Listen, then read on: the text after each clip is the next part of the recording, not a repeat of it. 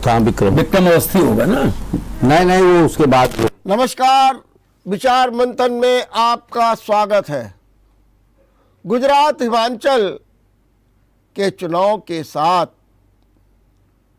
दिल्ली में नगर निगम और उत्तर प्रदेश में उपचुनाव लोकसभा और विधानसभा के हुए।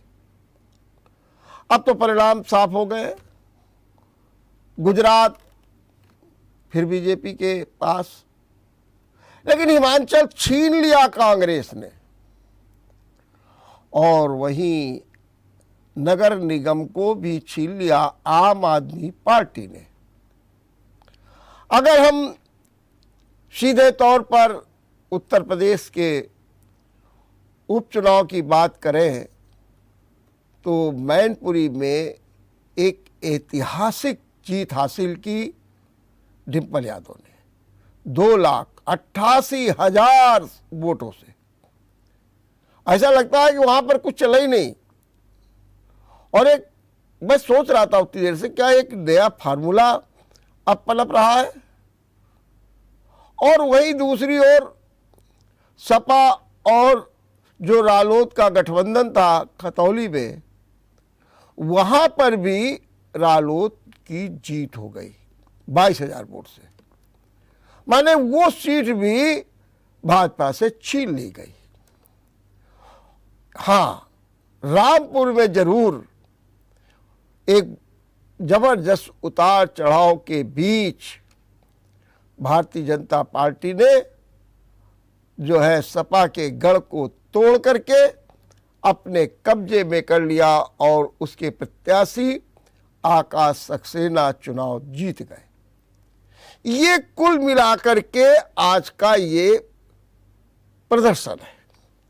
मैं केवल अपने जो आज के मेहमान हैं उनसे तो हम चर्चा करेंगे ही, और चर्चा करने में सबसे पहले हम उनसे ये भी जानना चाहेंगे कि आज के ये जो चुनाव परिणाम है वो क्या संदेश दे रहे हैं। क्योंकि अगर हम डिप्टी सीएम केशव प्रसाद मौर्य की बात सुने तो वो कहते हैं कि ये चुनाव परिणाम निर्णायक होंगे और निर्णायक दिशा में अपनी भूमिका का निर्वाह करेंगे। ये केशव प्रसाद मौर्य का कहना है। आज के इस चर्चा में मेरे साथ 3 मेहमान जुड़ गए हैं। तीनों ही अपने अपने क्षेत्र के अच्छी पैठ रखने वाले हैं। भारतीय जनता पार्टी से धर्मप्रकाश जी गुप्त, मैं आपका बहुत बहुत स्वागत करता हूं। और कांग्रेस से है विकास अवस्थी जी, मैं आपका भी बहुत बहुत स्वागत करता हूं। और समाजवादी पार्टी से रामगोपाल पुरी है, मैं उनका भी बहुत बहुत स्वागत करता हूं। सबसे पहले मैं आपको एक 2 मिनट दूंगा और आपसे अपेक्षा करूंगा, जरा ये जो चुनाव हुआ है इसका क्या मैसेज जा रहा है। सबसे पहले धर्मप्रकाश जी, क्या कहेंगे आप? इसके 3 मैसेज बड़े स्पष्ट गए हैं। बहुत सुंदर। एक तो जो चुनाव आयोग पर सुप्रीम कोर्ट ने टिप्पणी की थी और ऐसा लगने लगा था चुनाव आयोग केवल सरकार का है, तो ये कलंक उसके ऊपर से हट गया। दूसरी बात, जो ये कहा जा रहा था कि जबरदस्ती वोट पड़वाए जाएंगे, लोगों करने नहीं दिया जा रहा है, वो बात भी मिथ्या साबित हुई। तीसरी बात यह आई कि जनता इतनी जागरूक हो गई है कि आपके ऊपर वो चेक पॉइंट लगाने की स्थिति में आ गई है। आपको सचेत भी करती है कि अगर आप काम जहां पर अच्छा नहीं होगा वहां पर हम आपको सीख भी देंगे। तो एक लाइन में तो ये माना जाए कि भाजपा को बड़ी सीख मिल गई है इस चुनाव से, क्योंकि हिमाचल आपके हाथ से निकल ही गया। कुछ सीख तो मिली है, और दिल्ली भी आपकी जो जहां साल से सत्ता, देखिए कुछ सीख तो मिली है, लेकिन वहीं जी गुजरात में जो हमारा बम्पर हुआ, हाँ एक बात मैं कहना भूल गया कि इन चुनावों ने एग्जिट पोल की सारी संभावनाओं को, सारे प्रेडिक्शंस को ध्वस्त कर दिया है। एग्जिट पोल से यह लगता है कि लोग अपनी सही बात बताना भी नहीं चाहते हैं या उनका प्रश्नोत्तरी सही नहीं। लेकिन गुजरात का एग्जिट पोल था, बीजेपी आ रही, आ गई भाई 129 था, लेकिन 129 60 में बहुत यही बात आप संख्या को ले जाए और मेरा हिमाचल टक्कर टक्कर टक्कर टक्कर में उन्होंने कहा कि दिल्ली में आम आदमी पार्टी तो आम आदमी पार्टी, क्या दिक्कत है? नहीं, फिर भी दोनों देखिए, दिल्ली में आप कह रहे थे 50 तक सीटें नहीं आवेंगे, केजरीवाल ने लिख दिया 20। केजरीवाल की बात है, अब एग्जिट पोल की बात। एग्जिट पोल में भी विकास। 50 कर रहे थे, वो 104 आ गए। चलिए विकास, क्या कहेंगे आप, जो है ये जो चुनाव परिणाम आए? ये जनता की जीत है हिमाचल प्रदेश में। राहुल गांधी जी की जो भारत जोड़ो यात्रा चल रही है उसका भी असर कहीं ना कहीं इस देश की जनता के मन मस्तिष्क पे पड़ रहा है। और खास तौर से जो महंगाई जो अभी तक भारतीय जनता पार्टी के लिए डायन थी, अब वो लग रहा है कि उनके मित्रता के रूप में आ गई है। तो इन सारी चीजों से लोग परेशान है, बेरोजगारी से जूझ रहे हैं। तो नौजवानों, जो व्यापारी है, व्यापार और महिलाएं हैं, इस महंगाई से और जो बेरोजगारी है उससे परेशान होकर उन्होंने भारतीय जनता पार्टी को हिमाचल की जनता ने नकारने का काम किया है। और ये कांग्रेस पार्टी के लिए बड़ी जीत है।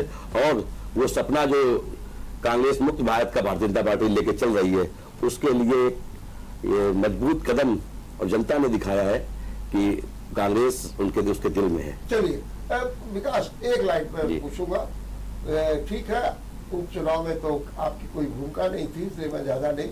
गुजरात में कितने नीचे गिर गई है कांग्रेस? गुजरात की स्थिति आपने देखी जी कि जब प्रधानमंत्री जी को घर घर जाकर पूरे देश के जितने भी बड़े नेता हैं भारतीय जनता पार्टी के, पूरा मंत्रिमंडल सड़क पर उतरा था, गली गली घर में जाकर। अगर ऐसी स्थिति में आना पड़ गया वहां की जनता ने भी, वहां के देश के प्रधानमंत्री जो कि वहीं के हैं, गृह मंत्री जो कि वहीं के हैं, उनको सड़क पर उतरने के लिए, घर घर जाने को वहां की जनता ने भी मजबूर कर दिया। ये आसान जीत नहीं है, संख्या पे आप जा सकते हैं, लेकिन क्या ऐसा कभी हुआ कि प्रधानमंत्री और गृह मंत्री को घर घर जाके वोट मांगने पड़े? आप इस बात में बताइए। ठीक बात है। चलिए राम गोपाल जी, मैं तो खास तौर से आपसे उपचुनाव के ही बारे में सुनूंगा कि क्या संदेश है। हालांकि गुजरात ने आपसे एक सीट जीत ली है, इसमें दो भी लाइन में है। 2 लाइन में है। चलिए मैं बात लेता हूँ वर्मा जी, जी। किसी कवि ने कहा कि जुल्म का सूरज लाख चढ़े हर शाम को लेकिन ढलता है।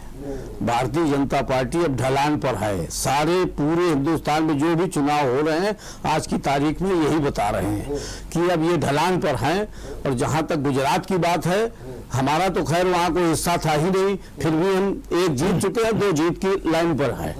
और हिंदुस्तान के प्रधानमंत्री ने अजीबोगरीब रिकॉर्ड कायम किया है कि उस देश के प्रधानमंत्री नहीं है, वो प्रचार मंत्री हैं। गली गली जाना एक प्रधानमंत्री पद के लिए, नरेंद्र मोदी के लिए तो हो सकता है, मगर एक प्रधानमंत्री पद का आदमी गली गली डोले, घर घर जाए, सैकड़ा रैलियां करे, ये आज तक के इतिहास में, हम 50 साल से राजनीति में मैंने नहीं देखा। नंबर 1 बात, अब मैं उत्तर प्रदेश की ही बात करता हूँ। रामपुर में जो चुनाव हुआ, आज नारे भी लगे पुलिस जिंदाबाद। हमारी क्या, हिंदुस्तान के हर आदमी की मजबूरी लाठी के आगे है। ये आरएसएस की जो लाठी थी उन्होंने वो पुलिस को पकड़ा दी है।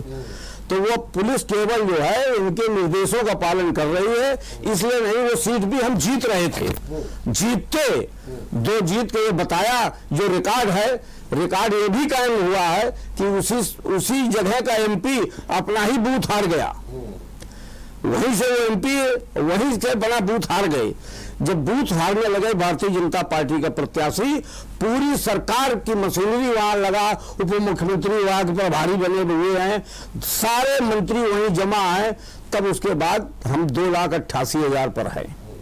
तो ये क्या बता रहा है?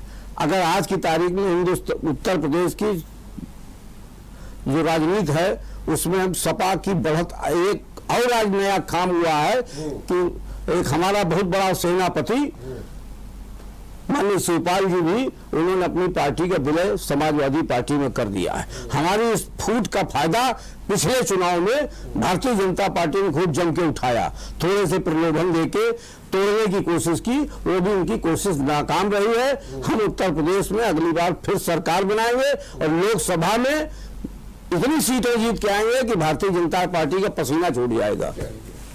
प्रकाश जी, दो तीन पॉइंट इन्होंने बहुत बड़े कहे। एक तो लाठी के बल पर वोटिंग नंबर 1, और ये भी कह दिया कि अब जो है सतर्क हो जाइए क्योंकि शिवपाल हमारे साथ में आ गए हैं। अब खूब आप लोगों ने फूट डाल करके जो है अपना काम चलाया, अब चलने वाला नहीं है। और इन्होंने संदेश दे दिया 2024 का, क्योंकि शिवपाल ने भी एक बात कही है कि अब हम और अखिलेश मिल करके 2024 का चुनाव लड़ेंगे। तो एक तरीके से क्या कहेंगे आप? वर्मा जी, मुझे हंसी आती है। अच्छा, हंसी ये आती है कि पहली बात जरा थोड़ा सा हम इन तीनों चुनाव को देख लें उत्तर प्रदेश के। इसमें एक बहुत बड़ी चीज सामने आई है, वो आई है स्थानीय आकांक्षाओं की पूर्ति। स्थानीय नामों और व्यक्ति को हम आगे बढ़ाए रखें। कहीं ना कहीं जनता के मन में ये भावना हो सकता है, मेरी ये बात हमारे ही दल के लोगों से थोड़े से मत से विपरीत हो, ये मेरा व्यक्तिगत मत है कि आरएलडी वाला जो हुआ पश्चिम उत्तर प्रदेश की पहचान बनाने के लिए, क्योंकि आरएलडी सब जगह तो है नहीं। सपा में चूंकि मुलायम सिंह जी के परिवार की बात थी, इसलिए हमारे अनुमान गलत हुए। यहां पर आजम खां का प्रभाव घट रहा है, ये भी द्योतक है। आज जहां तक लाठी की बात हमारे बड़े भाई रामगोपाल जी ने कही, तो लाठी केवल वहीं चल के रह गई। फिर वो लाठी का प्रभाव मैनपुरी में क्यों नहीं आया? आया, खतौली में आया जब शिवपाल ने कहा कि हम आ रहे हैं, बस सोई घट गया। सोई आया, वहां भी लाठी का आया, पकड़ा गया हमारा आदमी, ब्लॉक प्रमुख पकड़ा गया। और जब शिवपाल जी ने कहा कि रुको हाल मैं आ रहा हूं, बस वही 3 मिनट लगे, 3 मिनट में उसको बाहर कर दिया। ऐसा है कि मैंने भी इतने इलेक्शन देखे हैं। सपा के इलेक्शन में कानपुर में एक विधानसभा क्षेत्र में 3-3 हजार मुचलके भरवाए जाते थे और छांट करके भारतीय जनता पार्टी के लोगों को पकड़ा जाता। ये रिकॉर्ड है, ऑन रिकॉर्ड मैं बात कर रहा हूं, ऑन रिकॉर्ड। तो करने के लिए आपने कुछ छोड़ा नहीं, धांधागर्दी गुंडागर्दी आपने कभी छोड़ी नहीं।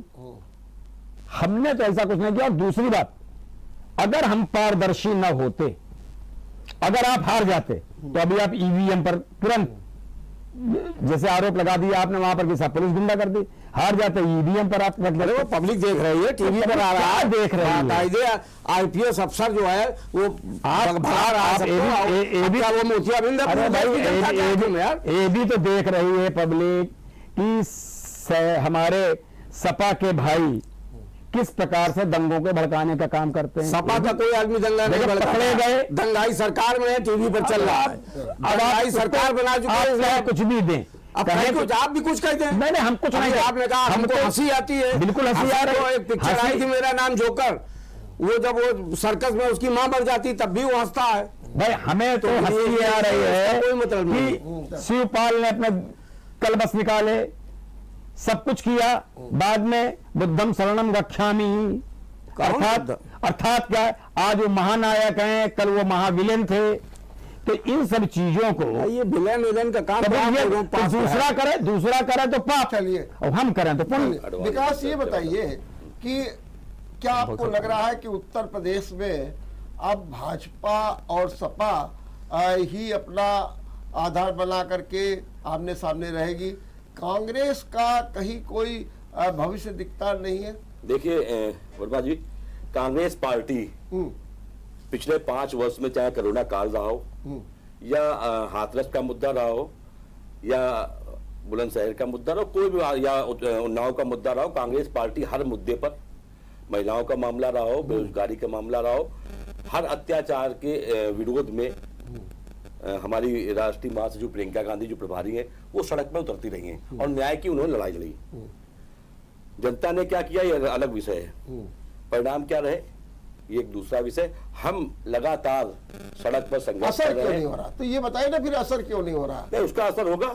हाँ, उसके लिए अभी 24 का समय, 24 का चुनाव आ रहा है, इसमें परिणाम दिखाई पड़ेंगे आपको। कैसे दिखाई देंगे जब आप 3 दशक हो गए हैं और कुछ नहीं दिखाई दे रहा है? तो अब क्या दिखाई दे रहा है? अब तो अच्छा ये जरूर है कि आप क्या इतना ज्यादा मंथन होरा है इस समय निकाय चुनाव के लिए, और फिर 300 आदमियों की लिस्ट दे दो और फिर ऐसे प्रत्याशी बनाओ और फिर वहां अध्यक्ष के यहाँ मीटिंग, फिर ये मीटिंग, फिर उनकी मीटिंग, फिर इनकी मीटिंग, ये तो सब हो रहा है, लेकिन जमीनी हकीकत कहीं आज मुझे लगता है कि आज की सूचना है, आज कम से कम 10,000 आदमी कानपुर महानगर में ग्रामीण कांग्रेस, उत्तर कांग्रेस और दक्षिण कांग्रेस का सड़क पे था भारत जोड़ो यात्रा को लेकर। हो सकता है आपके यहाँ भी उसका समाचार आया होगा।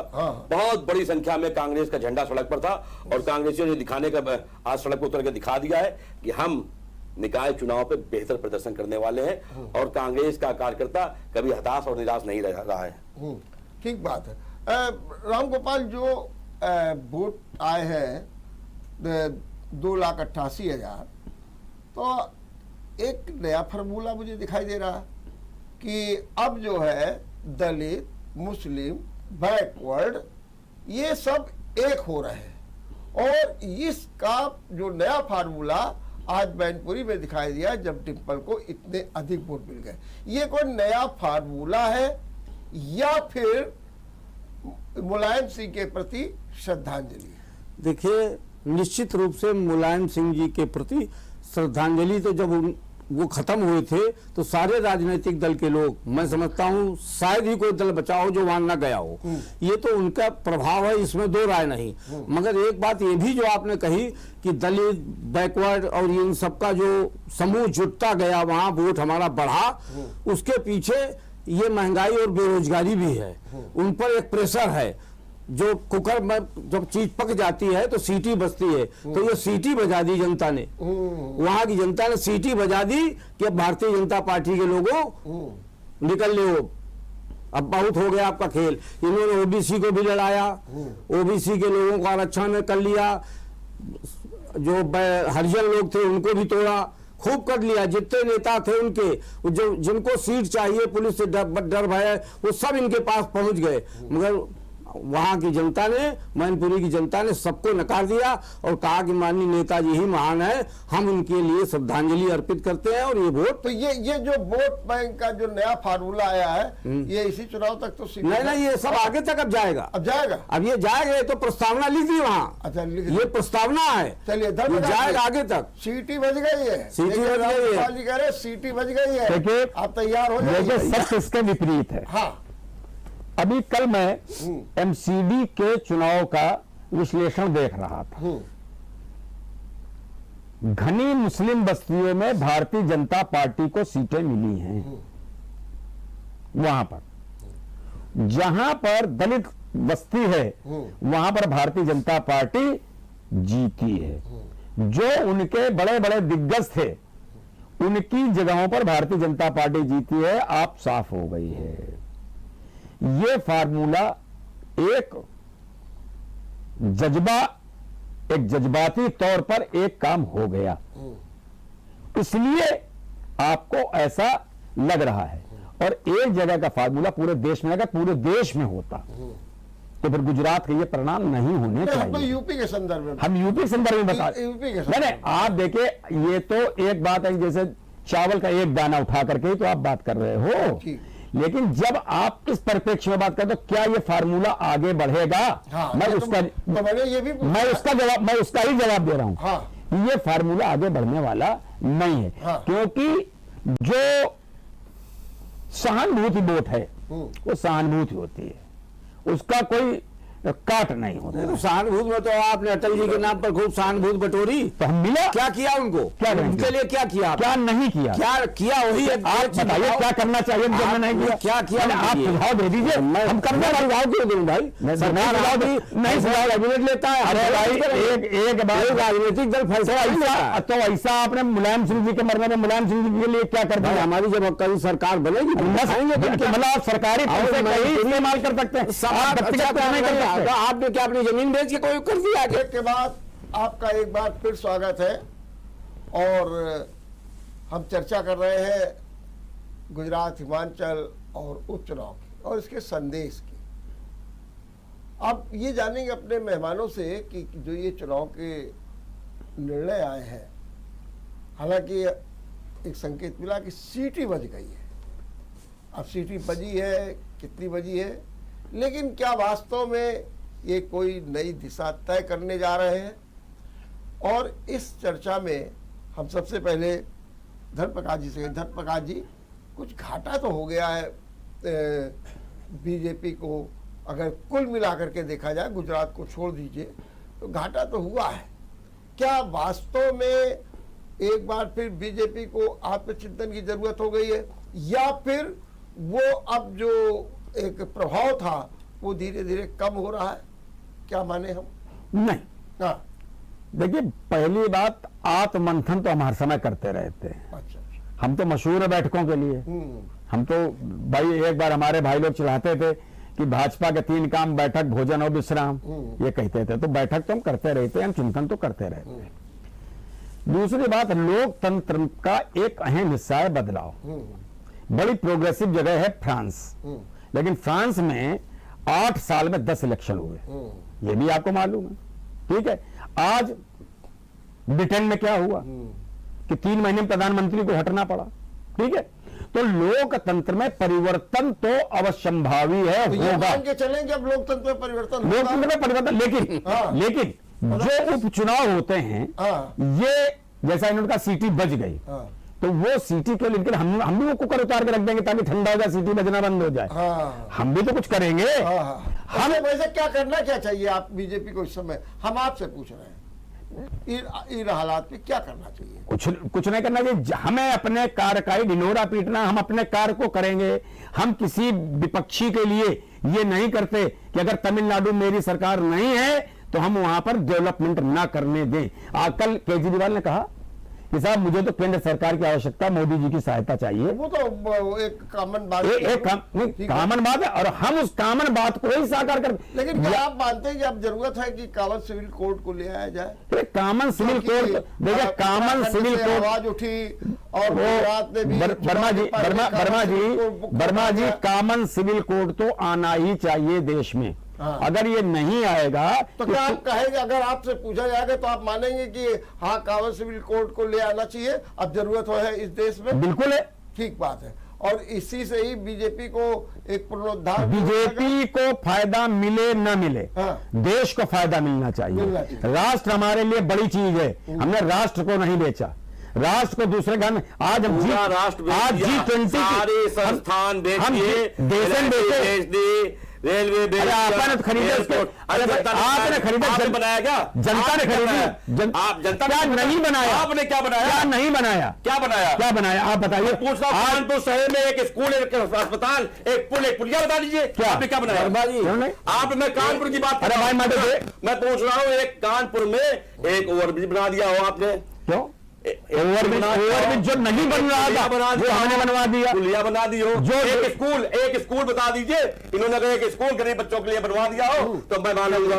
अरे स्कूलों की स्थिति अच्छी हो गई, एक अस्पताल सही करा दिए तो अस्पतालों में सिस्टम बिल्कुल सही है। आपने क्या आलोचना कर रहे हैं, आपने केवल आप लोग आयुष्मान कार्ड दिया हमने पूरे हिंदुस्तान में, कोरोना नहीं हो रहा, कैसे नहीं हुआ? कोरोना में कैसे नहीं हुआ? आप बताइए। मैंने कोरोना में गली गली में काम किया, बोलने की आदत बंद कर दीजिए, झूठ बोलना आप लोगों का, झूठ बोलने की आदत कर दीजिए। ये बताइए, अगर कॉमन सिविल कोड आ जाएगा 2024 के पहले, भारतीय जनता पार्टी के पास सिर्फ एक काम है कि लोगों के बीच में किसी भी रूप में फूट डालना और सरकार बनाना, उनका ये प्रोपोगंडा है। नहीं तो अब अगर मान लीजिए आ गया, जैसा कि धर्मप्रकाश जी वकालत कर भी रहे हैं और काफी लोग कह रहे हैं कि मैंने सिर्फ एक बात कही, उस बात को समझिए कि इनका काम है कैसे सरकार बनाए, कैसे आपस में मतभेद पैदा करें, उसके अलावा इनके पास कोई काम नहीं है। इनको सरकार बनाने के लिए एक नया मुद्दा मिल गया। वर्मा जी बीच में आधा मिनट मुझे दे दीजिए, आधा मिनट दे दीजिए। अभी इन्होंने 370 हटाई, ठीक है, मैं मान गया। Ram Gopalpuri, common civil code आ जाएगा तो एक नया मुद्दा चल जाएगा। तोड़फोड़ कहाँ कर पाएंगे? हाँ, फिर ये तोड़फोड़ नहीं कर पाएंगे। हाँ, नहीं, किसी ने रोका है क्या अभी तक? हाँ। किसी ने रोका था क्या अब तक? इस चुनाव में किसी ने रोक लिया था? किसके पहले रोक लिया था? ये जो तोड़फोड़ की प्रक्रिया है फिर उससे बंद हो जाएगी, इसलिए नहीं आ रहा है। नहीं, लेकिन जैसे चुनाव के पहले गुजरात में उन्होंने कहा कि कहा बुलाया गया, नहीं कहा, उत्तराखंड की में नहीं चर्चा कहा कर रहे हैं, इन्होंने। उत्तर प्रदेश में भी भाई ये विचार तो शुरू हो गया। ये तो कहते ही हैं कि कहा, वहां भी कहा, मगर कहा तक किया क्यों नहीं? नहीं तो आप देखिए, मानते हैं कि कानून सिविल कोड आ जाना ये चाहिए क्या? कोई राजनीतिक दल इसका विरोध नहीं कर रहा है, हाँ, तो ला क्यों नहीं रहे? ये बात सही है। ला क्यों नहीं रहे? ये केवल जनता को भ्रमित करके, देखिए जो ये लोग कह रहे हैं कि बहुत काम किया, अभी उन्होंने आयुष्मान कार्ड की बात की, अब मैं आपको बता रहा हूं बिल्कुल एक्चुअल नाम लेके, देखिए वृद्धावस्था पेंशन इससे ज्यादा छोटी चीज और कुछ नहीं हो सकती है। वृद्धावस्था पेंशन के लिए आप आवेदन कर दीजिए, उसमें आप पहले आय का प्रमाण पत्र लगता है। आय के प्रमाण पत्र में आप चले जाइए, आपको जिसकी आमदनी 2 रुपए रोज की नहीं है उसकी दिखाएंगे इनकी आमदनी 60,000 रुपए साल की है। क्यों? क्योंकि वृद्धावस्था पेंशन का नॉर्म है कि जिसकी आमदनी 54,000 से नीचे होगी उसी का बनेगा। अब ऊपर से मौखिक आदेश है कि इससे कम पर बनाना ही नहीं है, तो वो बनेगा नहीं। अब ये बना रहे हैं, झंडा लगाए कि हम वृद्धावस्था पेंशन बांट रहे हैं। स्कूलों में मिड डे मील के लिए बजट नहीं रहा, मनरेगा में साल में 23 दिन का काम का भी अब बजट नहीं है इनके पास, 4 महीने का तो काम बंद हो गया बिल्कुल। तो ये कहते सब कुछ हैं, केवल काम क्या किया? कहीं हम ये काम पूरे उत्तर प्रदेश में इतनी स्मार्ट सिटी बनाएंगे, ईमान धर्म से कोई कह दे, ये खुद कह दे कि क्या शुद्ध पेयजल मिल रहा है? आपने बड़े बड़े अभी बेना जावर की बात मैंने बताई, 3.5 लाख में स्पोर्ट्स किसके लिए? आदमी की जो आवश्यकता है, शिक्षा, स्वास्थ्य, खाना पीना, पीने पानी शुद्ध मिल नहीं रहा, मिल ही नहीं रहा, शुद्ध और बेशुद्ध की बात। तो मेट्रो सिटी क्या मतलब है? चलिए क्या कहेंगे धर्मप्रकाश जी? देखिए, बड़े मुद्दे मैं उठाए। खुद बैठा हूं जी, मैं असंगठित कर्मकार बोर्ड का सदस्य हूं। मैंने अपने हाथ से 14,000 ई श्रम कार्ड बनाए असंगठित श्रमिकों के लिए। उनमें से 12,000 के खाते में रुपया भी आया, उनको उसमें लिया। आप जैसा कहते कोरोना में, मैं अपनी ही बात किए दे रहा हूं। मेरे एक साले हैं जिनकी आय कम है, वो गए और उनका ऑपरेशन हुआ पूरा किडनी का, पैसा नहीं लगा। मैं 12 विद्यालय चलाता हूं। अगर आप कहते हो कि लोग रोक देते हैं, हमारे यहां छात्रवृत्ति के लिए भी जो कम आय वाले हैं वहां तो कहीं नहीं आता। वहां तो चलिए मैं आपको दिखा दूं, 2,000 इनकम प्रमाण पत्र प्रतिवर्ष मेरे विद्यालयों में आते हैं। तो अगर मना होता तो कहां से आ जाते? आप बताइए मुझे, कहां से आ गए वो? आप वृद्धावस्था पेंशन कितने लोगों को मिल रही? अब आप वहां बेईमानी खुल रही है कि जिनके यहाँ पैसा है वो भी वृद्धावस्था पेंशन के लिए लाइन लगाए। ठीक बात मैं आपके होते। विकास, क्या लगता है ये जो भी चुनाव आए हैं और उनके परिणाम आए हैं, क्या इसका असर जो ये नगर निकाय के चुनाव होने जा रहे हैं इसी महीने से, उस पर पड़ेगा कुछ? देख, कानपुर में हमारी कांग्रेस की सीधी लड़ाई भारतीय जनता पार्टी से, लोकसभा का चुनाव हो या मेयर का चुनाव हो, यहाँ रहती है। और लोग परेशान हैं आज के समय, महंगाई, बेरोजगारी, और जो हाउस टैक्स बढ़ गया है। अभी डेंगू का इतना बड़ा प्रकोप चल रहा है लगातार आपके बीच में, सफाई शहरों पे कूड़े की समस्या है, उसका समाधान नहीं हो रहा है। हमारे दक्षिण में इतना बड़ा कूड़े का प्लांट लगा हुआ है, जिसके लिए हम लोगों ने बड़ा आंदोलन कई बार किया। उस समय चालू भी हुआ, फिर बंद हो गया। तो जब तक ये चीजें सही नहीं होंगी, नहीं, मैंने परिणाम का कोई असर दिखाई देगा? परिणाम इसका भरपूर परिणाम होगा। हाँ। और यहाँ से भारतीय जनता पार्टी का सुपड़ा साफ होना है, साफ हो जाएगा। हाँ। अच्छा, चलिए राम गोपाल जी, आप बताइए कि ये जो नगर निकाय का चुनाव हो रहा है, इसमें जो अभी आप सपा वहाँ पर जीती और रालोद वहाँ पर, हालांकि रामपुर में नहीं हो पाया, तो इसका क्या कुछ असर दिखेगा आपको? 3 विधानसभाओं में तो हमारे ही आदमी हैं। अच्छा, 3 विधानसभा तो मेरे पास हैं। हाँ। 2 में हम बहुत कम अंतर से हारे थे, बहुत कम अंतर से। तो ये 5 का तो साफ साफ है मामला। अब इसमें विधायक की अगर मेहनत है तो हम जीतेंगे। और जहां तक रही कांग्रेस की बात, हमारा अपना एक प्रस्ताव है, हमने पार्टी को भी लिखा है कि कोशिश की जाए कि सब अलग-अलग न लड़े, एक पर एक हो जाए तो सीटें इनकी बच जाएगी। सरथिया नहीं, तो मेरा सवाल ये है कि इसका कोई, जैसे लोग कह रहे हैं ना कि नगर निकाय चुनाव 2024 का सेमीफाइनल है, तो क्या हम ये देखिए ये सब सेमी फाइनल हाँ। जो चुनाव ये छोटे वाले होते हैं हाँ। ये सब व्यक्तिगत रूप से ज्यादा प्रभावित होते प्रभावित हैं। होते हैं। ये इनका विधानसभा में जो होता है वो पार्टी शुरू होती है वहां से, और लोकसभा में पूरी तरह पार्टी का ही चुनाव होता है। लोकसभा में आदमी गौड़ होता है, विधानसभा में जो चुनाव होता है उसमें प्रत्याशी प्लस पार्टी चलती है। और ये तो स्थानीय निकाय के चुनाव है, यहाँ के क्षेत्रीय स्तर पर ज्यादा प्रभाव रहता है। ठीक बात है, और वही प्रभाव दिखाई देगा। वही प्रभाव दिखाई देगा। धर्मप्रकाश जी ये तो कह रहे हैं कि बिल्कुल सूपड़ा साफ होने जा रहा है भाजपा का, लेकिन जबकि भाजपा बहुत ही तेजी भारतवर्ष में, और योगी आदित्यनाथ तो इस समय प्रभु सम्मेलन देखिए कर रहे हैं। भारतवर्ष में कल कानपुर भी आ रहे हैं और यहाँ पर भी लोकार्पण और शिलान्यास अरे होंगे। चुनाव के पहले लोग देते रहते हैं घूस पट्टी, सब ऐसा है, देंगे ही। ऐसा है कि भारत में विचार प्रकट करने की स्वतंत्रता है। आप अपने विचार कुछ भी प्रस्तुत कर सकते हैं। सुपड़ा साफ करना उसके लिए ताकत चाहिए। स्वर गंगा भी अरे भगीरथ यत्नों से भूतल पर आती, किंतु शीश पर धारण करने शैलराज की शक्ति चाहिए। वो शक्ति है क्या? शक्ति उनके पास है, लाठी। वो अरे भाई लाठी कहाँ नहीं चलाई सपा ने? मोहल्ले वोटर लिस्ट सपा ने कहाँ लाठी नहीं चलाई? चाहे राम जन्मभूमि हम तो नहीं चलाते, हम तो दंगाइयों पे चलाते हैं, हम तो दंगाइयों पे चलाते हैं।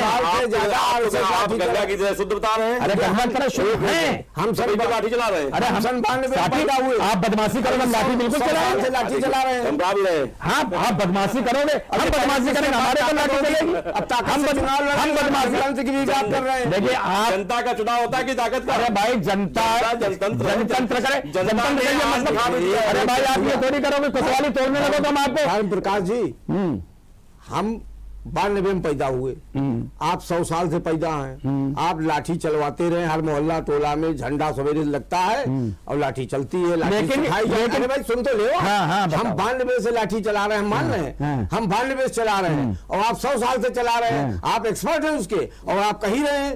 रामपुर में आपने दिखाया भी कि देखो लाठी, अब लाठी आपने ट्रांसफर कर दी पुलिस को, तो अब पुलिस का अभी जो वोटर लिस्ट आई निर्वाचन आयोग की, उसमें लिखा है पूरे मोहल्ले गायब हैं। तो ये गायब कैसे हो गई? सरकार तो आप मुझे जरा एक दीजिए जिसे पूरा मोहल्ला गायब, पूरा मोहल्ला का अखबार छपा है, दैनिक जागरण में छपा है, आपके अखबार है ये सब, मेरे छपा है। सबको जो आपके खिलाफ जाए वो सब मेरा खिलाफ न जाए। वर्मा जी देखिए, हम आपने कहा भाई कांग्रेस भी, अरे सुन हमारी पूरी सुन, अरे आपकी कितनी सुना हमारे पास है। एक मिनट राम गोपाल जी और धर्मराज जी, एक सवाल हमको जरा बता दें। हाँ बात पूछे कि मैनपुरी चुनाव जीतने के लिए आपने एक रणनीति बनाई, लोक दल से जो है सीट अपने पास बरकरार रखने के लिए रणनीति बनाई। ठीक है, कमोवेश एक बड़ा भारी भयंकर प्रदर्शन हो गया, रामपुर ले गए। मेरा कहने का जब आपकी रणनीति मैनपुरी में फेल हो गई, खतौली में फेल हो गई, तो फिर कैसे आप ये कह सकते हैं कि नगर निगम के चुनाव में नहीं फेल होगी? कौन सी आप ऐसी रणनीति करके? एक बार बताइए, अगर रणनीति मान लीजिए 2 उपचुनाव में फेल हुई, हाँ, तो हमारी गुजरात में तो नहीं फेल हुई। हाँ। हमारी हिमाचल में क्या होगा? हिमाचल में दिल्ली नगर निगम में नहीं फेल। नहीं, आप लोग तो 40-50 सीटों का अनुमान कर रहे थे, हम 104 पे तो आए की बात है भाई, जीत है 1 वोट से हो चाहे 2 वोट, ये बात केवल जीत प्रमाण पत्र केवल जीत के पैमाने को अगर लोकतंत्र में हम एस्टेब्लिश करेंगे तो लड़ाई झगड़ा गलत चीजों को प्रेरणा मिलेगी। रणनीति हम हमेशा बनाते रहेंगे, हम राष्ट्र को आगे रख के रणनीति बनाएंगे। और मैं आज यहां बैठ करके आप तारीख नोट कर लीजिए, आगामी 2024 में हमारी केंद्र में पुनः सरकार पिछली बार से ज्यादा MP ला करके बनेगी। अब आप समझ लीजिए, ये इतना बड़ा शास्त्री हमने नहीं देखा आज तक। और राम गोपाल आप बताइए अब क्या करेंगे? देखिए आप तो कह रहे हैं कि हम लोग अब एक हो गए, 2024 को देखिए ऐसा है, दिखाई देंगे। धर्मप्रकाश जी ने दिया 2024 में 19 से ज्यादा मेंबर आप पाए, कितनी बड़ी बात देखिए। साइंस देखिए आपने, आप तो बहुत प्रोफेसर हैं, जब दिया बुझता है लौ बड़ी जोर फटफटाती है। इनका आज से फटफटाना शुरू हो गया है। हमारी सीटी बज रही है, फटफटा रहे हैं। अब 2024 में ये कहते तो यही रहते हैं। इन्होंने कहा कि हम इतनी सीटें जीतेंगे। ऐसा भी भाई, ऐसा कोई नजूमी हमने आज तक नहीं देखा। हम बहुत पढ़ते लिखते भी रहते हैं कि जो सीटें बता दे कि हम इतनी जीत रहे हैं। कोई आदमी, कोई अखबार वाला, कोई टीवी वाला, कोई ये बता दे इन्होंने कहा कि हम उससे ज्यादा जीतेंगे। अभी चुनाव का प्रस्तावना नहीं आई सड़क पर ना, और ये उससे पहले बता दे कि हम जीतेंगे, तो इसके मतलब कहीं आप अंदर कोई इंतजाम तगड़ा है। अब वो इंतजाम तगड़ा जितना है जनता खुद जान गई है। हमारा कार्यकर्ता अगर आपको याद है तो जब सरकार थी कांग्रेस की तो मोरोलिया क्या हमने बक्सा पर बढ़ा दिया क्या कि भारतीय बालिका विद्यालय के सामने पूरा गया, बालिका विद्यालय के सामने घेरा था हमने। आप इससे स्टेब्लिश किया था बेईमानी कौन करता है? बेईमानी कौन? सवाल भी इनका नहीं है, सवाल आपने उस एजेंडा का है कि जो आप कहो कि हम जीत रहे हैं तो ईवीएम में हो नहीं सकता। जीत के सिस्टम है उस पर सब पर नजर है। आखिर ये बात तो हम भी जानना चाहते हैं, उत्सुकता हमारी बढ़ गई है कि वो कौन सी रणनीति है, कौन सी चाल है जिसमें आप कह रहे हैं कि इससे ज्यादा सीटें नहीं आएंगी। आप अगर केवल राजनीतिक सर्वे छोड़ दें, हाँ, जो लोगों के सर्वे आते हैं रोज वाले, जो तमाम छोटे छोटे अखबारों में आते हैं, उनमें नीतियों को लेकर के, तात्कालिक परिस्थितियों को लेकर के लोग जो विचार व्यक्त करते हैं, उसमें राष्ट्रीयता बढ़ रही है। राष्ट्रीयता बढ़ने का सीधा मतलब यह है कि केंद्रीय राजनीतिक दल में एक दल ही बचा है, बाकी लोग कहीं पूरे देश का प्रतिनिधित्व नहीं कर पा रहे हैं। ये उनकी कमी। मैं ये मानता हूं कि विपक्ष को सशक्त होना चाहिए, लेकिन आज क्या हो रहा है, इतने दिन से तमिलनाडु में डीएमके या एआईडीएमके की सरकार रहती है, मतलब भाजपा की सरकार नहीं रही, कांग्रेस सरकार नहीं रही, ठीक है। वहां क्या हुआ, उसके वहां की सोच, उनकी विचारधारा, उनकी पॉलिसी कभी मॉडल नहीं बन पाई, ठीक है ना। आज 7 सिस्टर्स जिनको हम बोलते हैं, नॉर्थ ईस्ट में सब जगह हम ही हम हैं, क्या वो देश के नागरिक नहीं है? विकास ये बताइए, 2024 का जैसे अभी बताया, आपको क्या लगता है और फिर आप कैसे करेंगे, क्योंकि आपकी तो स्थिति बहुत ही दयनीय है। और खासतौर से गुजरात को देखिए, हिमाचल में आप आ गए, वहाँ पर एक रिवाज था, प्रतिभा सिंह जो है उन्होंने कमान संभाल ली थी, वीरभद्र जी का वहाँ पर बहुत अच्छा वो था, और उनकी पत्नी को ये लाभ भी मिल गया। ये बात बिल्कुल सब देखिए, भारतीय जनता पार्टी ने हिमाचल तो दान में तो हमको नहीं दे दिया है। हाँ, ठीक। हमारी पार्टी की मेहनत और इनकी जो कारगुजारी है, जो कार्य करने की शैली जनता को नहीं पसंद आ रही है, ये उसका परिणाम है। फिर गुजरात की बात मैं पुनः उस बात को दोहराऊंगा जो पहले कहा था, जब प्रधानमंत्री जी और गृह प्रधानमंत्री जाना कहाँ मना, अगर घर जाके वोट, अरे भाई नेहरू जी ने किए हैं, नेहरू जी ने नगर पालिका के चुनाव को नेहरू जी ने संबोधित किया है, ऐसे चीजें इंदिरा गांधी ने संबोधित किया है। तो अगर प्रधानमंत्री के लिए अपराध है, नहीं, प्रधानमंत्री के लिए अपराध आप बांध दो, आप प्रधानमंत्री को जेल में बंद करवा दो कि वो कहीं नहीं जाएगा प्रचार के लिए। क्यों नहीं जाएगा? अरे उसके बाद इतना समय है, वो जनता से मिलना चाहता है, आप जनता से मिलना नहीं चाहते। आप ही के एमपी ने आरोप लगाया था कि जब बात करने हम राहुल गांधी जाते हैं, खिलाते रहते हैं। राहुल गांधी इस समय 3500-3800 किलोमीटर की जो पदयात्रा कर रहे हैं, 2500 किलोमीटर कर चुके हैं तो पदयात्रा। अरे गोविंदाचार्य नहीं चले, जनता के बीच में ये जनता से दूर नहीं है, जनता उसमें जा रही है।